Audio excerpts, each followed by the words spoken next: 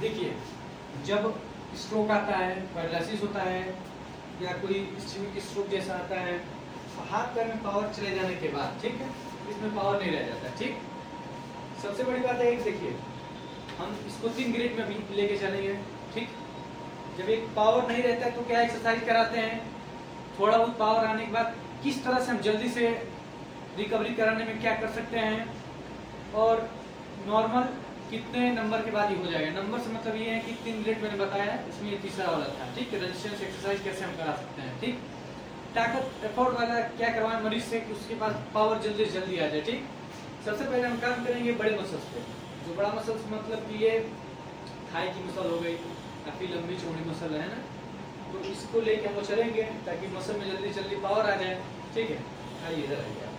ठीक, देखिए अगर कोई पावर नहीं है पैर में, ठीक, तो हम पहले फ्लिकर चेक करेंगे क्या ये अपने आप से हिल पा रहा है कि नहीं। ठीक है, अब इसको मोड़िए थोड़ा सा। ठीक है, ये मोड़ ले रहे हैं तो मॉडल एक्सरसाइज कराएंगे। पावर आने के बाद एक्टिव एक्सरसाइज कराएंगे। उसके बाद से जैसे जैसे पावर बढ़ेगा रेजिस्टेंस एक्सरसाइज कराते जाएंगे हम लोग। ठीक, जैसे कि पावर नहीं तो नॉर्मल पैसिव एक्सरसाइज जो हम लोग पेशेंट को कराते हैं उसे पैसिव एक्सरसाइज कहा जाता है। जो हम पेशेंट को कराते हैं, जैसे कि ये उंगली को हिलाना, ठीक, ये हम करा रहे हैं, ये पैसिव एक्सरसाइज है। इसको मोड़ना फैलाना, ये पैसिव एक्सरसाइज हो गया। ठीक, अगर पेशेंट अपने आप से कर दे रहा है, मोड़िए, सीधा करिए, एक्टिव एक्सरसाइज हो गया। ठीक, और रेजिस्टेंस मतलब ये होता है कि हम आखिर में बताते हैं आपको। ठीक, पेशेंट देखिए नॉर्मल पैरालिसिस हो गया आपको, अगर 1 हफ्ते के बाद आप एक्सरसाइज चालू कर सकते हैं इजीली, क्योंकि 1 हफ्ता के पहले 1 वीक के पहले आपको देखने को मिलता है कहीं ना कहीं 1 हफ्ते के बाद पेशेंट की सीवियरिटी खत्म होती है। सीवियरिटी खत्म होने के बाद ही एक्सरसाइज करें तो बेहतर है, नहीं तो कई मामलों में कभी पेशेंट का पल्स रेट ज्यादा हो जाता है। ठीक है, घबराहट, बेचैनी, एंजाइटी, कुछ न कुछ होता रहता है, इसलिए हम प्रीफर करते हैं और लेके चलते हैं साथ में। ठीक है, कि 1 हफ्ते के बाद ड्यूरेशन 1 हफ्ते के बाद हम स्टार्ट करें पेशेंट को एक्सरसाइज कराने के लिए। तो नॉर्मल एक्सरसाइज देख लीजिए आप। नॉर्मल जो पेशेंट पैरालिसिस हुआ जिसको पावर नहीं है, या जीबीएस का पेशेंट अगर पावर नहीं है, कोई भी ऐसा केस कि जिसमें मसल्स में पावर नहीं रहने के लिए पावर ना होने के बाद कसरत कराया जाता है, वो नॉर्मल में कसरत बता दे रहा हूँ, पैसिव एक्सरसाइज। ठीक है, पेशेंट को उंगलियों को चलाएंगे। चलाने का मतलब ये है, आपस में चलाने का मतलब ये कि एक एक जोड़ को चलाएंगे। ठीक है, आप देख पा रहे होंगे, एक एक जोड़ को आप चलाएंगे, खींचना नहीं होता। चलाने का मतलब खींचना नहीं होता है, एक एक ज्वाइंट को आप चलाएंगे। ठीक,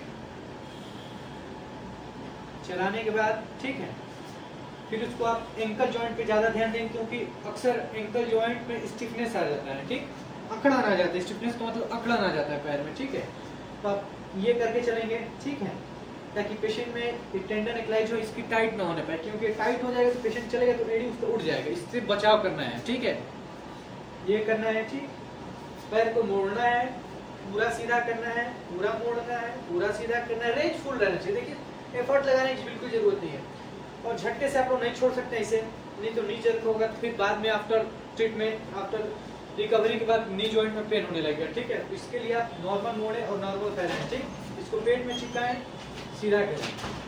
ठीक है, नॉर्मल एक्सरसाइज कराएं अकॉर्डिंग टू द पेशेंट की सीवियरिटी, किस हिसाब से उसकी सीवियरिटी उसके हिसाब से आप एक्सरसाइज करा सकते हैं। ठीक, इसके बाद जैसे हम लोग जानते हैं, दोनों पैर मोड़ने के बाद हम बोलेंगे कमर को उठाने की, अपर करने के लिए उठाइए, जैसे ब्रीजिंग कहते हैं इस एक्सरसाइज को। ठीक है, तो कमर उठाने के बाद इसको क्या कहते हैं, उठा कर उठाने में कहीं ना कहीं ये वाली मसल इधर की, पीछे की लेटिसमस डोर्साई है, और भी कई सारी मसल्स हैं। ठीक है, तो इसमें कहीं ना कहीं एफर्ट लग रहा है। ये आपको दुख रहा होगा, पैर दुख रहा है, कहीं ना कहीं बहुत ज्यादा एफर्ट लग रहा है। ठीक है, तो कहीं ना कहीं इससे एक बेहतर एक्सरसाइज ये भी है। ठीक है, पैर सीधा कर लीजिए। ठीक, वैसे हाथ में का भी एक्सरसाइज करा सकते हैं हम लोग। ठीक है, कोशिश करें जब हाथ का एक्सरसाइज हो तो मरीज को बैठा के एक्सरसाइज कराया जाए। ठीक है, क्योंकि कहीं ना कहीं बैठेगा तो उसका बैठने की वजह से बैक मसल्स में कुछ ना कुछ पावर जनरेट होगा ही होगा। आप उनको बैठिए। नॉर्मल एक्सरसाइज ग्रिपिंग का ये तरीका बेस्ट है, क्योंकि इसे पकड़ने का पूरा हाथ फ्री रहता है। ठीक, उसके बाद से एक एक उंगली को चलाएं। ठीक, अकॉर्डिंग टू द पेशेंट की सीवियरिटी 20 बार, 30 बार, 40 बार, 70 बार, ठीक है, उसके ऊपर डिपेंड करता है। ठीक,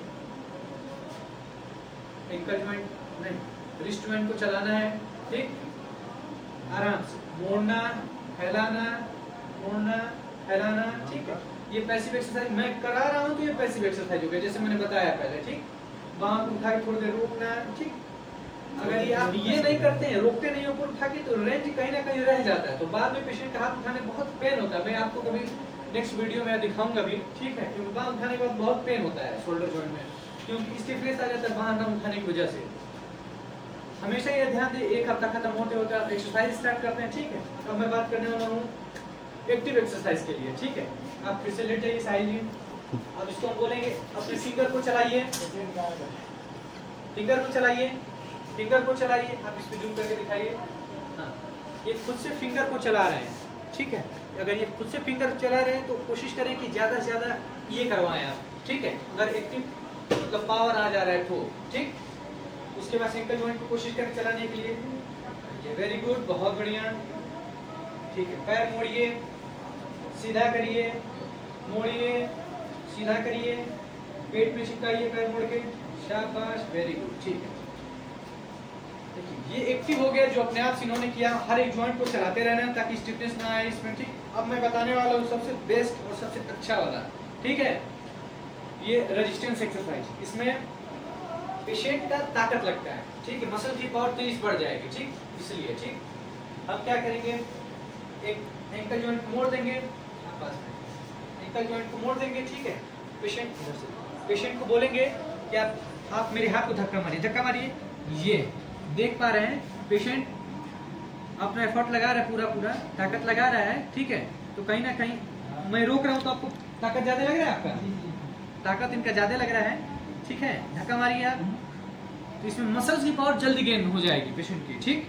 फिर हमने मोड़ लिया, अब धक्का मारिए सीधा, ये धक्का मारे हैं, ठीक। धक्का मारिए सीधा, वेरी गुड, धक्का मारिए पूरा, रुकिए रुकिए, पूरा धक्का मारिए, ये धक्का मार रहे हैं, पूरा धक्का मारिए लास्ट तक। ये नॉर्मल से ज्यादा ताकत लग रहा है क्या आपका? नॉर्मल से ज्यादा ताकत लग रहा है, कहीं ना कहीं मसल्स में जल्दी पावर आ सकता है, ठीक है। जैसे हम लोग जिम जाते हैं, ओवर वेट लेते हैं, एक्सरसाइज करते हैं, तो क्या मतलब है, ज्यादा पावर गेन करने के लिए हम लोग वेट का इस्तेमाल करते हैं, ठीक है। वैसे ही मैंने रेजिस्टेंस लगा दिया, यहाँ पे मैं रेजिस्टेंस का काम कर रहा हूँ उनके रुकने का, ठीक है। धक्का मारिए, पावर ज्यादा लग रही थी, इससे पावर जल्दी आ जाएगा, ठीक है। अगर ये इस कैपेबिलिटी में है तब, अगर पेशेंट इस कैपेबिलिटी में नहीं है तो नॉर्मल वाला एक्सरसाइज कराएं, ठीक है। और उसके बाद से हाथ का भी वही रहेगा, उठ जाइए आप जरा, पैर नीचे गिराइए, पैर मोड़िए, हाथ सीधा करिए, मोड़िए, सीधा करिए, ठीक है। अब बंद करिए, देख सकते हैं मुट्ठी को ये बंद कर रहा हूँ, मैं रोक रहा हूँ, तो रेजिस्टेंस एक्सरसाइज इसे कहते हैं ना। अगर एक्टिव हो रहा है पेशेंट से खुद से, तो आप जल्दी जल्दी कोशिश करें कि रेजिस्टेंस एक्सरसाइज करवाने का उसे, ठीक। इससे बहुत जल्दी रिजल्ट अच्छा आता है। मोड़िए, फिर से मोड़िए, ये फिर से मोड़िए, आप मोड़िए, सीधा करिए, सीधा करिए, सीधा करिए, सीधा करिए, फिर मोड़िए, मोड़िए, आप मोड़िए, मैं रोकूंगा, ठीक। मोड़िए, मोड़िए, मोड़िए, सीधा करिए। ये कहीं ना कहीं एफर्ट इनका ज्यादा लग रहा है, तो जिसकी वजह से मसल की पावर जल्दी गेन हो जाएगी, ठीक। अब अगले वीडियो में बात करूंगा आपसे बेल्स पाल्सी या पैरालिसिस स्ट्रोक में कौन कौन सा पैटर्न बनता है, उसको कैसे रोका जा सकता है, ठीक। और ये नॉर्मल पेशेंट जो कहीं है, उनको नहीं समझ में आ रहा है क्या कराएं, तो वीडियो को देखें और समझें क्या कराना है, किस ग्रेड में पावर है, इसको टेस्ट करना होता है। टेस्ट करने के लिए मैं बताऊंगा, छोटा सा क्लिप डाल दूंगा, मसल की पावर कैसे टेस्ट करते हैं, ठीक है। उसके बाद से मैं बता दूंगा उसमें कैसे आप एक्सरसाइज कराएंगे। जो पेशेंट का अटेंडेंस उनको नहीं समझ में आता एक्सरसाइज कैसे कराए, तो जो मैंने बताया पावर नहीं है तो पैसिव एक्सरसाइज कराइए, थोड़ा पावर आने के बाद पेशेंट सबको एक्टिव करवाइए, उसके बाद से आप रेजिस्टेंस एक्सरसाइज चालू कर दीजिए, ठीक। और भी बहुत सारी चीजें इसमें, नॉर्मल वीडियो ये है इसलिए ताकि आप लोग पेशेंट को एक्सरसाइज कराने में आपको ज्यादा परेशानी ना हो, ठीक है। इस चैनल को लाइक सब्सक्राइब कर दीजिए।